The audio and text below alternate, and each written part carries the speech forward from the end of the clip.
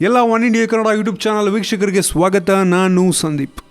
ವಿರಾಟ್ ಕೊಹ್ಲಿ ಬೆಂಬಲಕ್ಕೆ ನಿಂತ BCCI.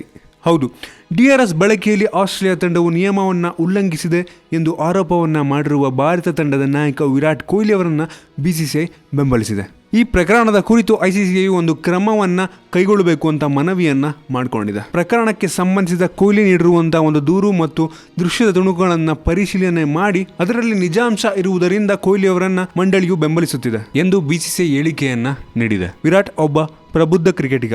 ಅವರು ಕ್ರೀಡಾಂಗಣದೊಳಗಿನ ನಿಯಮಗಳ ಬಗ್ಗೆ ಅರಿವು ಹೊಂದಿದ್ದಾರೆ. ಪ್ರಕರಣದ ಸಂದರ್ಭದಲ್ಲಿ ಸ್ಮಿತ್ ಅವರನ್ನ ಆಕ್ಷೇಪಿಸಲು ಮುಂದಾದ ಕೊಹ್ಲಿ ಅವರು ಅಂಪೈರ್ ನಿಗೆಲ್ ಲಾಂಗ್ ಕೂಡ ಸಮರ್ಥಿಸಿದ್ದರು. ಅದಕ್ಕಾಗಿಯೇ ಲಾಂಗ್ ಅವರು ಸ್ಮಿತ್ ಅವರನ್ನ ಪೆವಿಲಿಯನ್ಗೆ ಹೋಗಲು ಸೂಚಿಸಿದ್ದರು ಎಂದು BCCI ಪ್ರಕರಣದಲ್ಲಿ ಹೇಳಿದೆ. ಉಮೇಶ್ ಯಾದವ್ ಅವರ ಒಂದು ಬೌಲಿಂಗ್ ನಲ್ಲಿ ಸ್ಮಿತ್ ಅವರು LBW ಆಗಿರುವುದನ್ನು ಅಂಪೈರ್ ಲಾಂಗ್ ನಿಗೆಲ್ ತೀರ್ಪನ್ನ ನೀಡಿದ್ದರು. ಆದರೆ ಅದರ ಮರುಪರಿಶೀಲನೆಗಾಗಿ ಸ್ಮಿತ್ ಇನ್ನೊಂದು ತುದಿಯಲ್ಲಿದ್ದಂತ ಆಟಗಾರ ಪೀಟರ್ ಅಭಿಪ್ರಾಯವನ್ನ ಪಡೆಯುವಾಗ ತಮ್ಮ ತಂಡದ ನೆರವು ಸಿಬ್ಬಂದಿ ಕುಳಿತಿದ್ದ ಪೆವಿಲಿಯನ್ನ ಮೊದಲ ಮಾಡಿಯ ಡ್ರೆಸ್ಸಿಂಗ್ ರೂಮ್ ನಲ್ಲಿ ದೃಷ್ಟಿಯನ್ನ ಹಾಯಿಸ್ತಾರೆ. ಇದು ಒಂದು ರೀತಿ ಮೋಸದ ಆಟ ಅಂತಲೇ ನಾವು ಹೇಳ್ಬೋದು. ಭಾರತ ತಂಡವು 75 ರನ್ಗಳ ಒಂದು ರೋಚಕ ಜಯವನ್ನು ಸಾಧಿಸಿದ ನಂತರ ಭಾರತ ತಂಡದ ನಾಯಕ ವಿರಾಟ್ ಕೊಹ್ಲಿ ಅವರು ಸ್ಮಿತ್ ನಡವಳಿಕೆಯನ್ನ ತರಾಟೆಗೆ ತೆಗೆದುಕೊಳ್ತಾರೆ. ಅದೇನೇ ಆಗಲಿ, ಆಸ್ಟ್ರೇಲಿಯಾ ಮಾಡಿರುವಂಥದ್ದು ಒಂದು ತಪ್ಪು.